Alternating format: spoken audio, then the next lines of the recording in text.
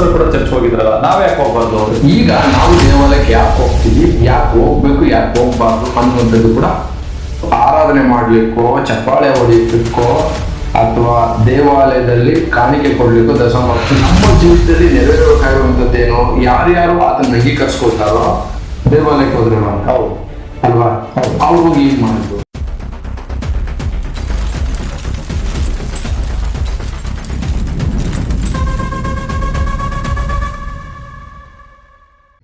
Price the Lord, hallelujah. ನಮ್ಮ ಕರ್ತನಾದ ಯೇಸು ಕ್ರಿಸ್ತನ ನಾಮದಲ್ಲಿ ಈ ದಿನದಲ್ಲಿ ನಾನು ನಿಮ್ಮೆಲ್ಲರನ್ನು ವಂದಿಸುವನಾಗಿದ್ದೇನೆ. ಸತ್ಯವೇದ ವಾಕ್ಯಗಳನ್ನು ವಿಚಾರ ಮಾಡಿ ಆ ವಾಕ್ಯಗಳ ವಿವರಣೆಗಳನ್ನು ತಿಳಿದುಕೊಂಡು ಸತ್ಯದಲ್ಲಿ ನೆಲೆಗೊಳ್ಳೋಣ. ಇವತ್ತಿನ ದಿನದಲ್ಲಿ ಸಹೋದರ ಶ್ರೀನಿವಾಸ್ ಮತ್ತೆ ಸಹೋದರ ಮೈಕಲ್ ಅವರು ನಮ್ಮ ಮಧ್ಯದಲ್ಲಿದ್ದಾರೆ.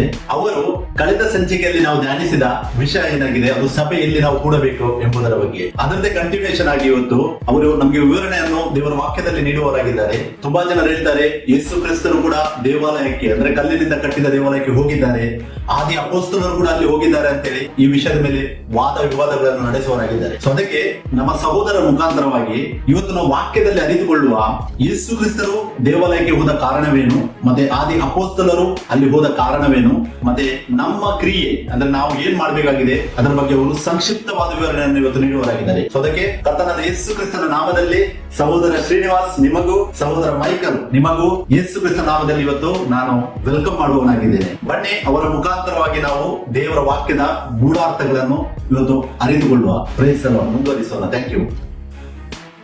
Price the Lord brother, praise the sisters, praise the Lord brother, praise the Lord brother, praise the Lord brothers, praise the Lord sisters.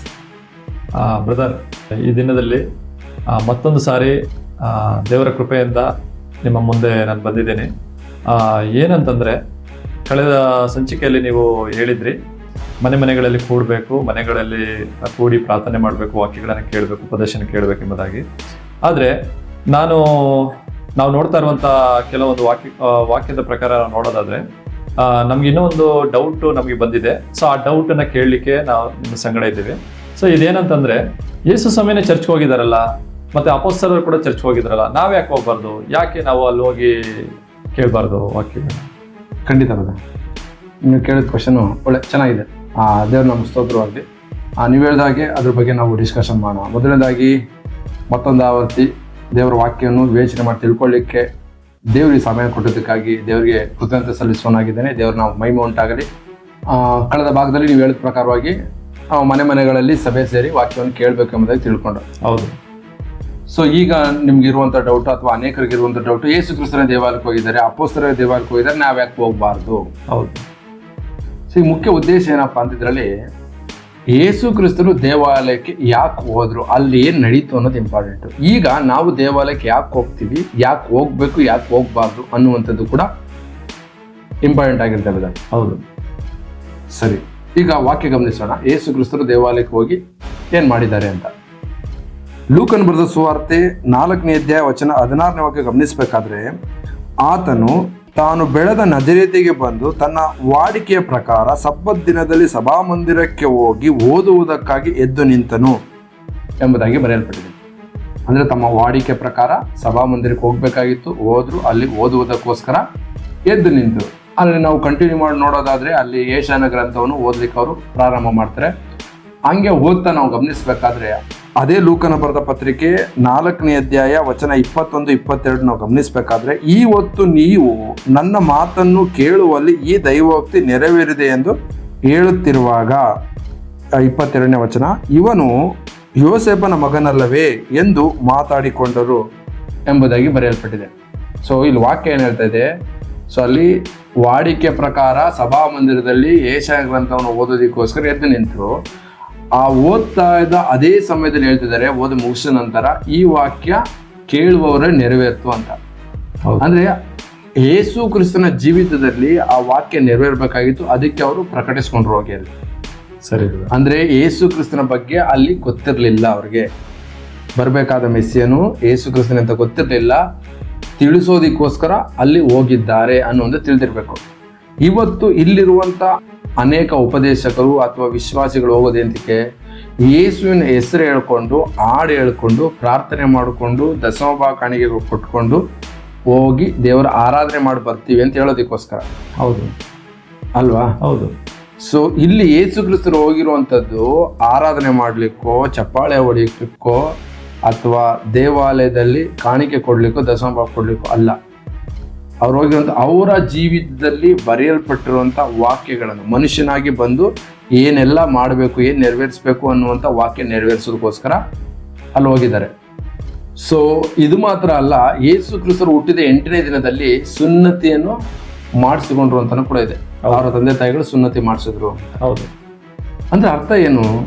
ಯೇಸು ಕ್ರಿಸ್ತನು ಭೂಲೋಕಕ್ಕೆ ಬಂದು ಹೇಗೆಲ್ಲ ಜೀವಿಸಬೇಕು, ಅವನು ಯಾವ್ಯಾವ ಕಾರ್ಯವನ್ನು ನೆರವೇರಿಸಬೇಕು, ಧರ್ಮಶಾಸ್ತ್ರಕ್ಕೆ ಅಧೀನನಾಗಿ ಬಂದು ಏನೆಲ್ಲ ಕಾರ್ಯವನ್ನು ಮಾಡಬೇಕು ಎಂಬುದಾಗಿ ಬರೆಯಲ್ಪಟ್ಟಿದೆ. ಅದು ಅವರ ಜೀವಿತದಲ್ಲಿ ನೆರವೇರ್ತಾ ಇದೆ. ಹೌದು.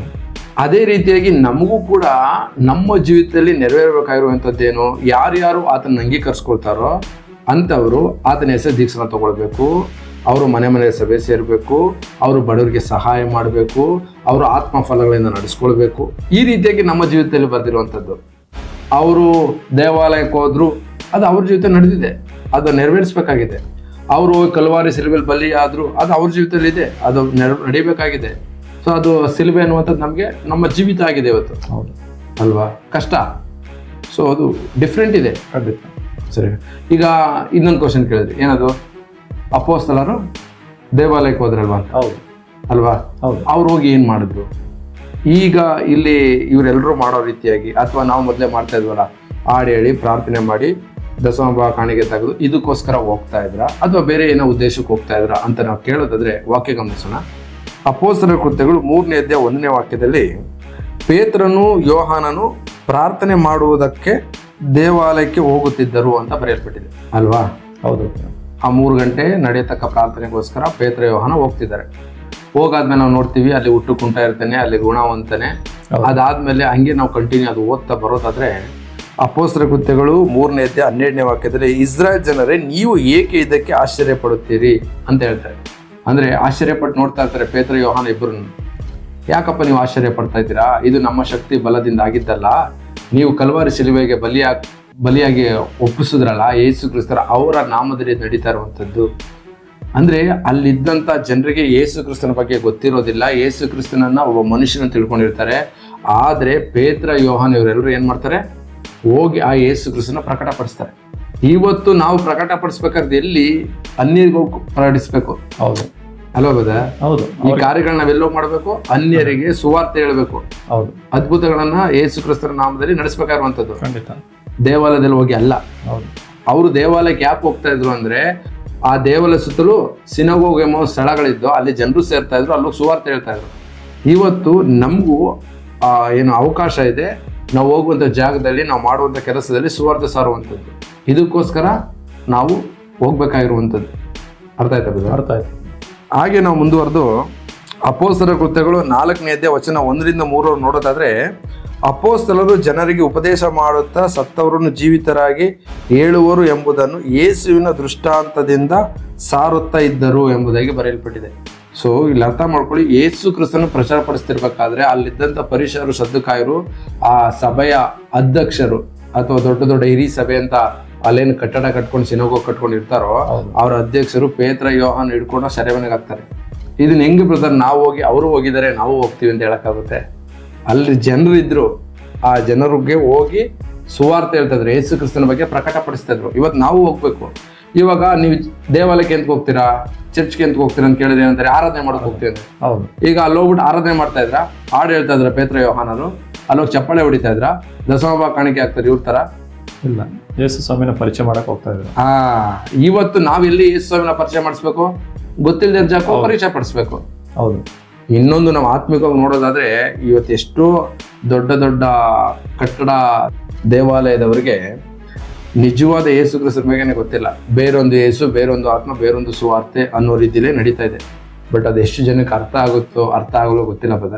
ಸೊ ದೇವ್ರು ನಮ್ಗೆ ಸ್ತೋತ್ರವಾಗ್ಲಿ. ನಮಗಾದ್ರೂ ಆತನ ವಾಕ್ಯವನ್ನು ತಿಳ್ಕೊಳ್ಳುವಂಥ ಗ್ರಹಿಕೆ ಕೊಟ್ಟಿದ್ದಾರಲ್ಲ, ಅದೇ ದೇವ್ರು ನಾವು ಸ್ತೋತ್ರ ಸಲ್ಲಿಸೋರಾಗಿರ್ಬೇಕು. ಇನ್ನೊಂದು ವಾಕ್ಯ ನಾವು ಗಮನಿಸೋದಾದ್ರೆ, ಪೇತ್ರ ಯೋಹಾನ ಇವರೆಲ್ಲರೂ ಪವಿತ್ರಾತ್ಮ ಭರಿತರಾಗಿ ಎದ್ದು ನಿಂತು 3,000 ಜನರು ದೀಕ್ಷೆಯನ್ನು ತೆಗೆದುಕೊಂಡ ನಂತರ ನಾವು ಗಮನಿಸೋದಾದ್ರೆ, ಅಪೊಸ್ತಲರ ಕೃತ್ಯಗಳು 2:46 ಏಕ ಮನಸ್ಸಿನಿಂದ ದೇವಾಲಯದಲ್ಲಿ ಕೂಡುತ್ತಾ ಮನೆ ಮನೆಗಳಲ್ಲಿ ರೊಟ್ಟಿ ಮುರಿದು ಅಂತ ಬರೆಯಲ್ಪಟ್ಟಿದೆ. ಅಂದ್ರೆ ಅವರು ದೇವರದಲ್ಲಿ ಕೂಡ್ತಾ ಇದ್ರು. ಯಾಕೆ? ಯಾರಿಗೆ ಯೇಸು ಕ್ರಿಸ್ತನ ಬಗ್ಗೆ ಗೊತ್ತಿಲ್ವೋ ಅವ್ರಿಗೆ ಏಕ ಮನಸ್ಸಿಂದ ಹೋಗಿ ಸುವಾರ್ತೆ ಹೇಳ್ತಾ ಇದ್ರು. ಹೌದು. ರೊಟ್ಟಿಯಲ್ಲಿ ಮುರಿತಾ ಇದ್ರು, ಮನೆಗಳಲ್ಲಿ ಮನೆಗಳಲ್ಲಿ ರೊಟ್ಟಿ ಮುರಿತಾ ಇದ್ರು. ಯಾಕಂದ್ರೆ ಈಗ ದೇವಾಲಯ ರೊಟ್ಟಿ ಮುರಿಕ್ ಆಗಲ್ಲ. ಯಾಕಂದ್ರೆ ಅವ್ರ ನಂಬಿಕೆನೇ ಬೇರೆ. ಅವ್ರ ನಂಬಿಕೆ ಧರ್ಮಶಾಸ್ತ್ರ, ಹೌದು. ಇವ್ರ ನಂಬಿಕೆ ಯೇಸು ಕ್ರಿಸ್ತನು. ಹೌದು. ಯೇಸು ಕ್ರಿಸ್ತ ಧರ್ಮಶಾಸ್ತ್ರಕ್ಕೆ ಅಂತ್ಯವಾಗಿದ್ದಾನೆ, ಹೌದು ಅಲ್ವಾ? ಕರೆಕ್ಟ್. ಸೊ ಇವರು ಏಕ ಮನಸ್ಸಿಂದ ಬಂದು ರೊಟ್ಟಿ ಮುರಿತಾ ಇದ್ರು. ಹೌದು. ಇವರೆಲ್ಲ ಹೋಗಿ ಏನ್ ಮಾಡ್ತಾರೆ?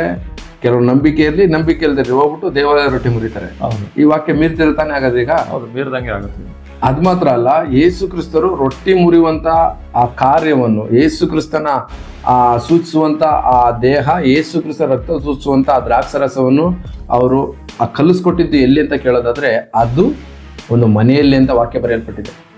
ಮತ್ತಾಯನ ಬರೆದ ಸುವಾರ್ತೆ 26ನೇ ಅಧ್ಯಾಯ 17ನೇ ವಚನ ನಾವು ಗಮನಿಸೋದಾದ್ರೆ, ಪಸ್ಕ ಹಬ್ಬವನ್ನು ಎಲ್ಲಿ ಆಚರಿಸಬೇಕು, ಪಸ್ಕ ಊಟವನ್ನು ನಾವು ಎಲ್ಲಿ ಸಿದ್ಧ ಮಾಡಬೇಕು ಅಂತ ಶಿಷ್ಯರು ಯೇಸು ಕ್ರಿಸ್ತ ಕೇಳಬೇಕಾದ್ರೆ ಯೇಸು ಕ್ರಿಸ್ತರು ಹೇಳ್ತಾರೆ, ಹೋಗಿ ಒಂದು ಬೀದಿಯಲ್ಲಿ ಹೋದ್ರೆ ಅವರೊಬ್ಬ ನೀರು ಹಿಡ್ಕೊಂಡು ಹೋಗ್ತಾ ಇರ್ತಾನೆ, ಅವರ ಮನೆಗೆ ಹೋಗು, ಅವ್ರ ಯಜಮಾನ ಕೇಳು, ಮೊದಲನೇ ಮಾಡಿ, ಸೊ ಮೊದಲನೇ ಅಂತಸ್ತಿನಲ್ಲಿ ನಿನಗೆ ಜಾಗವನ್ನು ತೋರಿಸ್ತಾನೆ ಅಂತ ಯೇಸು ಕ್ರಿಸ್ತರು ಹೇಳ್ತಾರೆ. ಹೌದು.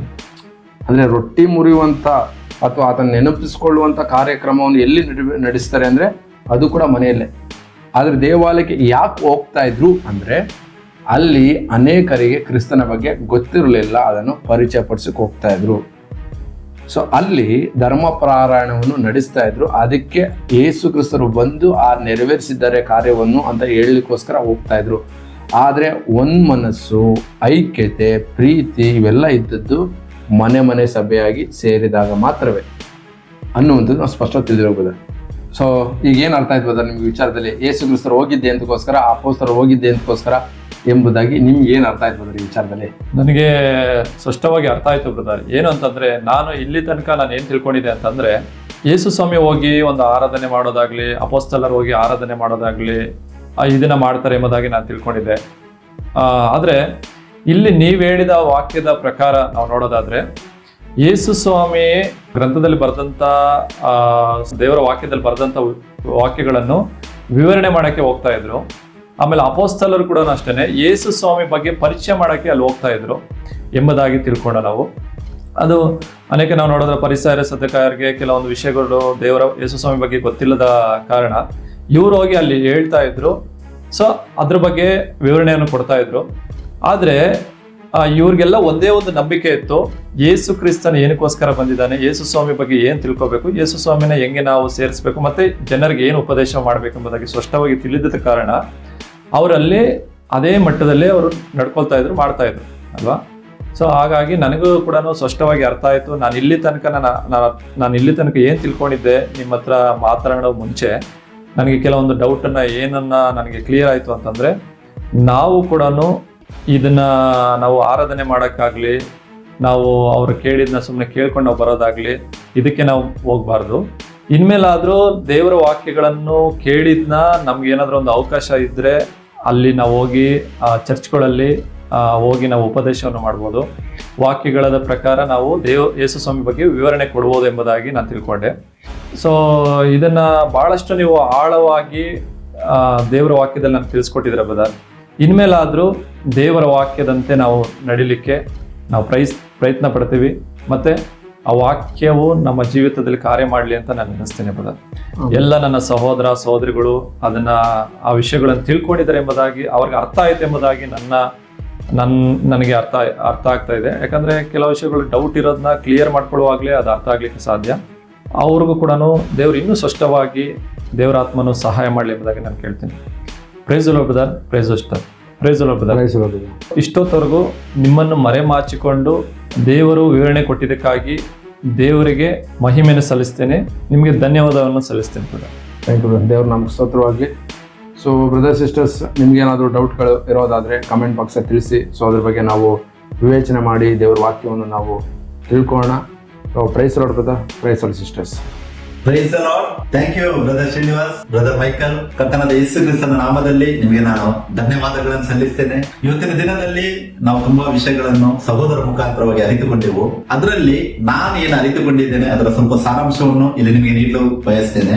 ನಾವು ಧ್ಯಾನಿಸಿದೆವು ಯೇಸು ಕ್ರಿಸ್ತರು ಯಾಕೆ ದೇವಾಲಯಕ್ಕೆ ಹೋದರು ಅಂತೇಳಿ ಸಹೋದರರು ಒಳ್ಳೆಯ ವಿವರಣೆ ನೀಡಿದರು. ಅದರಲ್ಲಿ ಲೂಕ 4:16 ದೈವೋಕ್ತಿ ನೆರವೇರುವ ಬಗ್ಗೆ ಸಹೋದರರು ವಿವರಿಸಿದರು. ನಾವು ಹಳೆ ಒಡಂಬಡಿಕೆ ಕೂಡ ನೋಡುವುದಾದ್ರೆ ದೇವರು ಈ ಲೋಕಕ್ಕೆ ಬರೋದಕ್ಕಿಂತ ಮುಂಚೆ ನುಡಿದಿದ್ದಾರೆ, ಪ್ರವಾದಿಗಳ ಮುಖಾಂತರವಾಗಿ ನುಡಿದಿದ್ದಾರೆ. ಯಾವಾಗ ಅವರು ದೇಹವನ್ನು ಧರಿಸಿ ಯೇಸು ಎಂಬ ಹೆಸರನ್ನು ಈ ಲೋಕಕ್ಕೆ ನಮಗೆ ಕೊಡುವಾಗ ಏನೆಲ್ಲ ಕಾರ್ಯಗಳು ಈ ಲೋಕದಲ್ಲಿ ನಡೆಯುವುದೆಂಬುದನ್ನು ಮೊದಲೇ ನುಡಿದಿದ್ದಾರೆ. ಸೊ ಆ ಪ್ರವಾದಿಯ ಕನಸು ಮತ್ತೆ ನುಡಿಯನ್ನು ಮುದ್ರೆ ಹಾಕಿ ಯಥಾರ್ಥ ಮಾಡುವುದು ನಾವು ದಾನಿಯೇಲ 9:24 ಓದಬಹುದು. 6 ಕಾರ್ಯಗಳಲ್ಲಿ ಅದು ಒಂದು ಕಾರ್ಯವಾಗಿದೆ. ಅದು ಯೇಸು ಕ್ರಿಸ್ತನಲ್ಲಿ ಒಂದು ಬಂದು ಪರಿಪೂರ್ಣತೆಯನ್ನು ಹೊಂದುವಂತದ್ದಾಗಿದೆ. ಸೊ ಅದೇ ಯೇಸು ಕ್ರಿಸ್ತರು ಯಾಕೆ ದೇವಾಲಯಕ್ಕೆ ಹೋದ್ರು? ಯಾಕೆಂದ್ರೆ ಅವರಿಗೊಂದು ಕೆಲಸ ಇತ್ತು. ತಂದೆಯು ಕಳಿಸಿದಂತ ಆ ಕೆಲಸವನ್ನು ಪೂರೈಸುವುದೇ ನನ್ನ ಆಹಾರ ಅಂತೇಳಿ ಯೋಹನ್ನ 4:34 ಶಿಷ್ಯಂದರಿಗೂ ಕೂಡ ಯೇಸು ಕ್ರಿಸ್ತರು ಹೇಳಿದ್ದಾರೆ. ಸೊ ಅದಕ್ಕೆ ಯೇಸು ಕ್ರಿಸ್ತರು ತುಂಬಾ ಕಾರ್ಯಗಳನ್ನು ಫುಲ್ಫಿಲ್ಮೆಂಟ್ ಮಾಡಿದ್ದಾರೆ.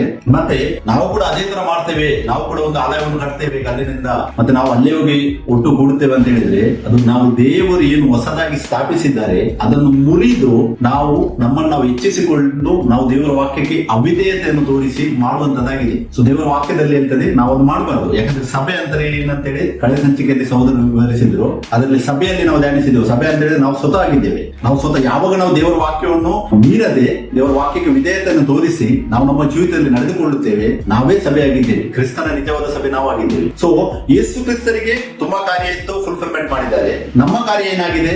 ಹೊಸ ಒಡಂಬಡಿಕೆಯಲ್ಲಿ ದೇವರು ಏನು ಹೊಸದಾಗಿ ಸ್ಥಾಪಿಸಿದ್ದಾರೆ ಅದನ್ನು ವಾಕ್ಯಕ್ಕೆ ಅನುಗುಣವಾಗಿ ಕೈಕೊಂಡು ನಡೆಯುವುದೇ ಅದು ನಮ್ಮ ಆಹಾರವಾಗಿದೆ. ನಾವು ನಡೆದುಕೊಳ್ಬೇಕಂತೇಳಿ ನಾವು ಅರಿತೇವೆ ಸಹೋದರ ಮುಖಾಂತರ.